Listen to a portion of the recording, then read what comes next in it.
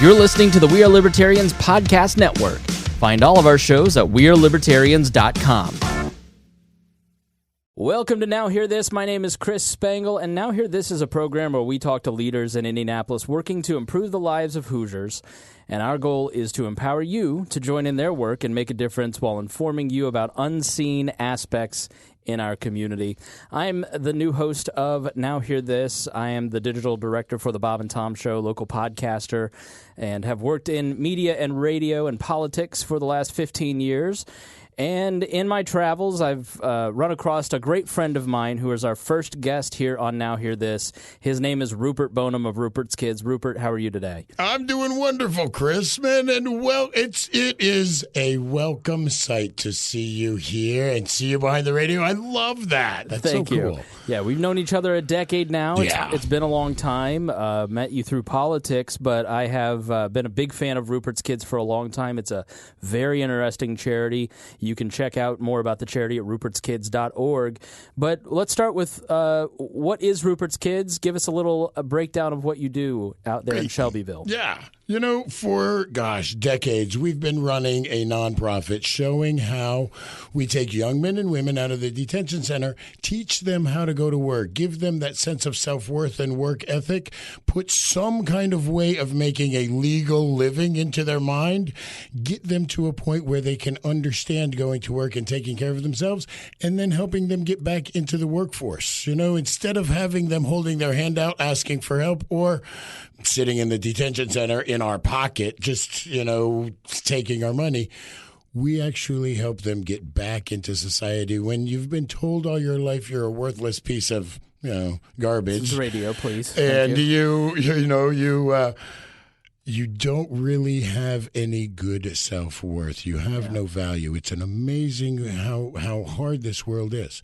Rupert's Kids really empowers our youth to feel and see their own worth, their own value, and their ability to not only help themselves, but their loved ones, their family, their community, and give back, be a working part of society. What kind of age range are we talking? You hear kids, you're like, are you helping 8-year-olds or what's the age bracket? Our youngest right now, our youngest participant in our mentoring program is 16 years old, and we're talking about creating that 14, 15-year-old group after school.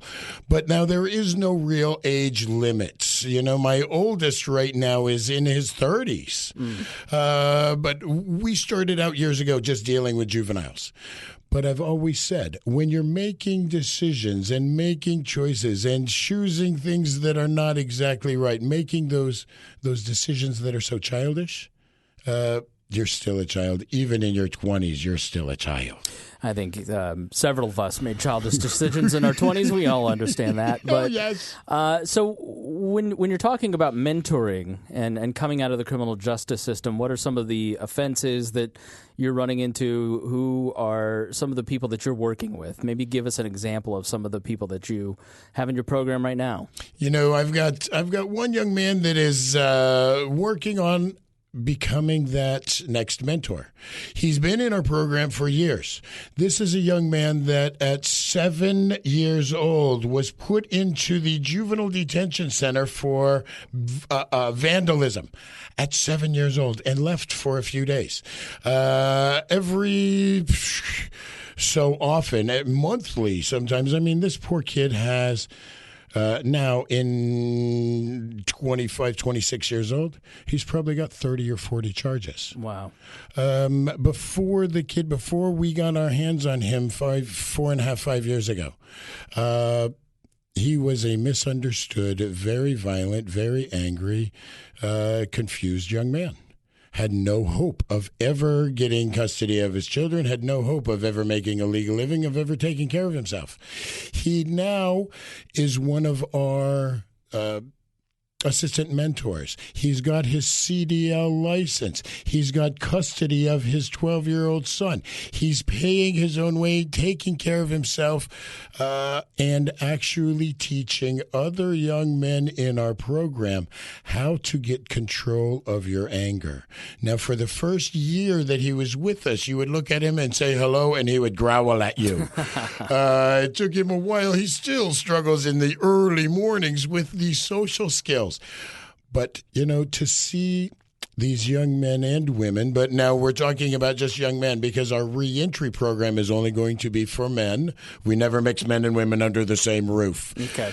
To see these young men that have drug addictions, alcohol addictions, history of violent offenses or thieving and the crimes, the charges that are included when you have these addictions. Right. When you can't make that legal living, when you don't understand, you go to the illegal. But when you have the addictions of alcohol and drugs, it makes it even easier for that mind to see stealing something or taking something. Unfortunately, a lot of our addicts get caught up with other charges because of their addictions. So a lot of the people that we're dealing with not only come out with addiction problems, but then other offenses. Right. And when you've got that scarlet letter of the felony stamped on your forehead, we say it's illegal to discriminate against housing. It's illegal to discriminate against jobs. It's illegal to discriminate against, a felon. I don't know how often the listeners out there have been around other felons, but oh my gosh, it is tough for them to do anything in this community. Yeah, and the costs associated with court fees and other, and you can't get a job. I mean, talk about some of that cycle, the economic cycle that causes recidivism. Right. When we talk about justice reform and helping people get out of jail, but putting them on, home detention. We don't talk about that home detention tracker that we put on their leg that costs them $15 a day. A day. Wow. $105 a week, and you've never made a legal dollar in your life. You might be 20 years old, 30 years old. Yes, you want your freedom. Yes, you're willing to accept anything to get me out of prison. But then you go home and you have the home detention officer saying, okay, now you've got to start paying. After a few weeks of not paying, then they come to you and say, you're down $300, $400. I'm giving you more community service. I'm checking on you more. I'm going to drug test you more because I know you're doing something because you haven't gotten a job yet, which all costs more money. Yeah, and strains the family, which is maybe the only family members that might have some support for them. It strains them, doesn't it? It takes a toll on everyone around you when they've got somebody with the thumb of the detention center threatening them to put them back in jail and using a stick of more community service. Well, then you've got to go out and do another 10 or 20 or 30 hours of community service when you should be out looking for a job, when you should be out taking care, trying to make money instead of just giving because the system wants to punish you. We take a lot of things for granted in our world with our freedoms. But when you're coming out of the detention center, you pay for your freedom. And that's why we say the poor pay more. When you can't afford buying your freedom, you sit in jail. Yeah, and I would imagine that if you're sitting in jail, you're sitting around a better class of criminal who teaches you better skills, right? One of the biggest classrooms in our state is the detention center, is the jailhouse, is the prison. We've got so many people just like these younger that come to me at 15, 20 years old with 10, 15 different ideas of how to make an illegal living. And not even a concept in their head of how to make a legal living. When you put someone like that in a jail cell with a bunch of other, unfortunately, criminals, they will all start talking and they will tell each other how they're going to do the next crime better and how they're going to be better at it, how they're not going to get caught. There isn't the rehabilitation and the empowerment and the encouragement anymore in the detention center. It's more creating that class of citizen that is willing to live in the institution. So what is the process of taking someone from that lifestyle to someone, like you mentioned, has custody of their kids, has a job, has a path towards freedom? What do you do to help them reset their lives? What are the catalyst moments? When they first walk out of the detention center, they're still in that mindset of they've got to fight for everything. In jail, if you're too weak, you get everything taken from you. Out in the community, if you're too strong, too dominant, you get everything taken from you because you're fighting, you're doing out there. One of the first things we do when they're walking out of the system is start showing them a gentler world. I'll try and flip that chip off their shoulder, and just to upset them a little bit, to show them how you have to be able to keep control of your anger. Now, that's not always been the best thing in the world, and I've had a lot of young men very angry and women very angry at me. But then that gives us a time to talk. That gives us a chance to look at why they got so angry. That gives us the ability to show them when you lose control, no matter whether you're right or wrong, when you lose control, you're wrong. When you can't keep control of your emotions, people are going to see you as the aggressor, going to see you as bad. When you can be the one that keeps calm when everyone else around you is yelling and screaming, you have an advantage. That's just the first step, just to get that mindset of understanding not such a hard and violent world of the detention center, but a gentler world of our community. And then you start talking to them about being steady and regular, being clean and sober, being honest, being able to walk into people's houses with not having to worry about somebody picking something up, walking into the store, not having to worry about the alarms going off when we're leaving. Start showing them that we stand up and do what's right. And then you take them to that point of, what do you like? You're showing them the different things. I would walk them in some place like this and show them the electronics, show them the walls, the carpeting, the furniture, the boards, finding out what they have interests in, and then starting to show them the jobs that they can make a great living at doing just that. You're listening to Now Hear This. I'm your host, Chris Spangle, and we are talking to Rupert Boneham of Rupert's Kids, found at rupertskids.org. You may recognize that voice. We're nearly 12 minutes in, and I have not mentioned the fact that you were on Survivor, that you're a former gubernatorial candidate. Yep. You may recognize the tie-dye, but the big beard, the long hair, that pirate that stole the shoes on season 7? Season 7, darn right. Of Pearl Islands on Survivor. How much do you think your persona, your big presence, your tough look, how much does that combat with that chip on their shoulder when they come out of the detention center? Years ago before Survivor, I aggressively tried to look like my participants in my program because it gives you a little more credibility. If I would walk up to some of these places, in the suit and tie, all clean cut and looking prim and proper, I would not be seen as valuable in their world. I would have been seen more as the opponent, the opposition, instead of seen as somebody just like them. Right. That's going to help them, that's going to grab a hold of them and show them how to live in this world. So I'm like you, and I'm a tough guy too, but I'm also gentle. Right. I have these characteristics. And this is how I've been able to make it. I've never worked the 9 to 5. I've always lived on the fringes, but I've worked for those 9 to 5ers. I've done this for myself and figured out how I found my world, my way, my path to making a legal living and really enjoying doing it.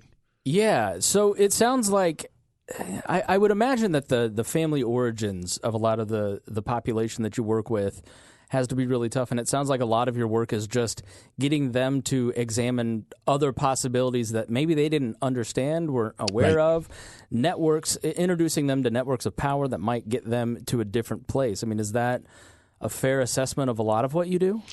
That is exactly right. Being able to show them a bigger world. When we were here in Indianapolis, and we're I still deal in Indianapolis, but I have to say I didn't have enough money to get through all the layers of administration to create the housing that I've been able to create in the smaller community in Shelbyville in Shelby County. Yeah. But being able to show these young men and women that have never really seen a bigger world, that have never been outside maybe inner city Indianapolis. I remember taking a group of kids one time up to Westfield and into one of the strip malls where the Diamond Exchange was and the jewelry store. And one of the kids looks at me and says, "Are we still even in Indianapolis?" Wow. You know, when you've never gotten out of your neighborhood, when you've never seen anything else, when you've never been given the opportunity to see a bigger world, that, unfortunately, is why a lot of our children, our kids, grow up thinking, you know, being the bad guy is okay. Those are the ones that are making money in the community. It's not always as cut and dry as we think. When you don't understand something, when you've never seen a positive relationship, how can you have one? When you've never seen someone go to work every day, be steady and regular, how do you understand going to work? When you've never been shown that there are so many different opportunities. You know, we've got now with a couple of the continuing adult education programs with Ivy Tech, Blue River Career Center, different places, we're able to show young men and women different classes that they really would enjoy. We just put 4 of them through an OSHA certification that they got 2 different certifications, one in workplace safety and one in industrial equipment safety. Gives them all 4 of them. None of them ever thought about having any certifications, and especially an OSHA certification. Now all 4 of them are at a premium, and we're putting them out to work because they actually give even more benefits to their job, and the job is willing to train them on what they need out of the person. You know, so many places really, they expect you to know what you're doing when you walk in the door. Right. That's what we try and do with Rupert's Kids, is get you to the point where you can walk in the door and take instruction and take direction. But it does take opening that world up and showing them that there are a lot more things out there than just the few things you've seen. So you started in Indianapolis. Right. And you now work out of Shelbyville. You know, you went from an urban population to a rural population. Right. I mean, what are the differences and similarities between working in an inner city environment and a rural environment? You know, it's amazing. And my social worker and I were just talking about that, how much difference there is in the inner city as opposed to a rural community. We're still dealing with the poor, the uneducated, the lost souls out there. But it's amazing. In the inner city, they've been able to create a little more of a network where they work together. When you're out in the rural communities, I've never seen a community that says they have no homeless, but then you go to every bridge and there's people living under the bridge. Really? In a rural setting, there is not as much of a support system, even in that bottom segment of our society, that poor, uneducated in the inner city bond together. In the rural communities, they're all separated. They have not been able to get together. I don't know if that's a good thing or a bad thing. It's just the differences that I've seen between the rural and the urban. Does that isolation make things more difficult when you're trying to gel a team to work on these shared projects? Boy, I will say the rural setting, that alone feeling, that lost feeling is so much more prevalent in the young men and women out in, like I say, Shelbyville. When you're starting to put them together, there is a lot more hesitation in the work program. You have to deal with a lot more of the interpersonal relationships, that conflict resolution that they've never really done. It's always just been a fight. Right. Now we show that adults do not throw punches. Adults use their words. Adults work together. Inner city, even the poor and the uneducated have realized that. The rural community is still a very violent community. How bad is the opioid crisis in the area that you're working in? We never really thought it was outside the inner cities. We are seeing now there are people coming from the inner cities to the rural communities to bring it back to the cities. There is more drug addiction, drug production out in the middle of the country than we ever realized before.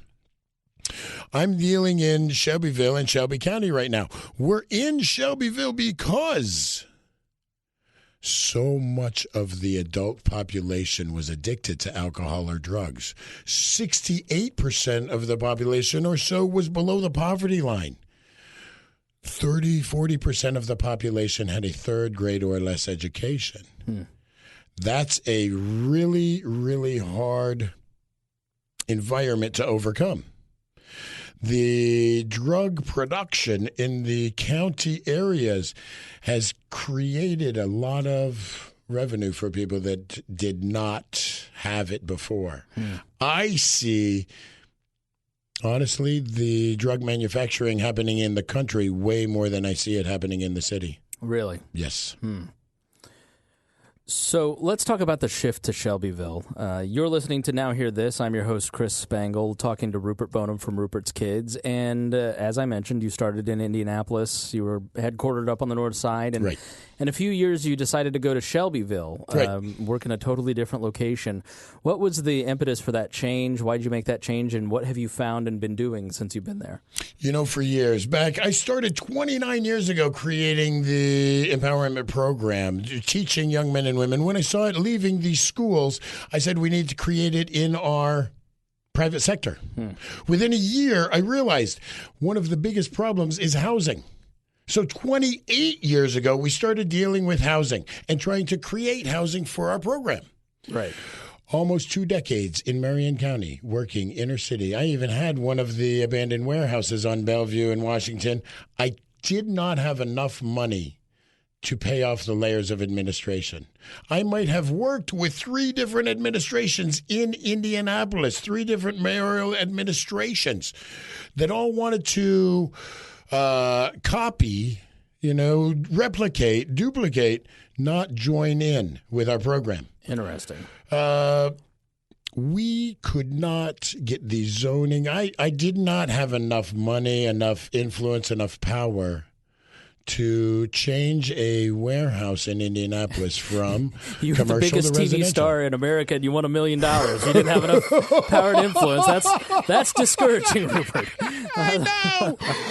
It broke my heart to move our main headquarters out of Indianapolis and to a smaller community. Yeah. But I will say, in the 4.5 years that we've been in the smaller community, I've been able to acquire the warehouse, change the zoning law, legal above board, and didn't have to pay off anyone, just, follow the letter of the law, went through the hearings, have been able to pay for it out of our own pocket, even pay the back $20,000 in property tax to the community that asked me to come in. This was an abandoned building in downtown Shelbyville? Yeah, just okay. off of Shelbyville. Yeah, all right, yeah.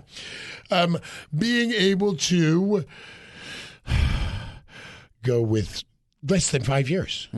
From start to now, beds are completed. Boy, if we would have been able to do that 28 years ago in Marion County, I tell you what, we would not have the problems we do now. We would not have the overcrowding. We would have been running for the last 10, 15 years, showing how you can empower somebody. It doesn't take money. It takes caring. Right. So when you say beds, and you've worked for 28 years to get to this point, what exactly are you doing? What is the program that you're working on? So we have, like I say, 28 years ago, we realized if you don't have a safe place to lay your head, if you don't have a solid structure and that peace inside, you're always in turmoil. You'll never be able to get away from your addictions. What we've created is a facility with 12 beds. Every room has a couple beds in it. No one has their own room. But we have that ability to give you the the structure to show you how you maintain in a household, how you clean behind yourself, how you have the social respect and the awareness to live in and around others, with and around others, how you are going to be an adult. What we have done is taken the old Miller Industrial Chemical Plant, retrofitted the warehouse and the office space to 12 bedrooms, a community living room, community kitchen, and 4 full bathrooms. And we've got 24-hour staff, and even one of our resident RAs, the house mother. He hates it when they call him the house mother. But Jeremiah is a sweetheart, and he is one heck of a good guy. Great mom. He is a great mom. He is on call 24/7. He lives there at the house. His whole responsibility is to make sure everybody's okay in the middle of the night. But it is that same way that the gangs have that bonding effect, but we have it for the good. We bond each other together, and with the camaraderie of all of us fighting against the opioids, the alcohol, the draw of the illegal, we fight for ourselves. We fight for each other. To help take care of each other and build that community support and that strength in our house with our group. We've just, like I say, we just cut the ribbon on Friday. I'm just now starting to talk to the different community partners that we have to come in and one night a week, maybe every 2 weeks starting out. We've got one of the banks in town, First Merchants, that's going to come in and start doing financial literacy, 6 to 7:30, twice a month. We've got one of the churches that has already given a $10,000 donation to us, the Presbyterian Church in Shelbyville, that wants to come in and do a non-denominational just empowerment stories. We all know the David and Goliath story, the different Bible stories, the stories that have meaning behind them and lessons behind them of it counts how you treat yourself and others. So we have just a couple minutes left, but how are you funded? I love to say we have spent 0 tax dollars putting this together. We, like I said, this project put $20,000 worth of tax dollars back into the system, not taking any out. We are funding this program and going to be able to self-sustain partially from the $100 a week we charge you for your bed. That's your room, your bed, your utilities, your food, your transportation, everything. $100 doesn't pay for even half of that. But besides that, the jobs that we go out and do, we do a Fountain Square cleanup once a month that pays, a few $100s to our guys to go out, and we broom and dustpan all the sidewalks, the trail, the streets of Fountain Square. Every Friday, we go out and mow the 35 acres of grass at the Shelby County Fairgrounds.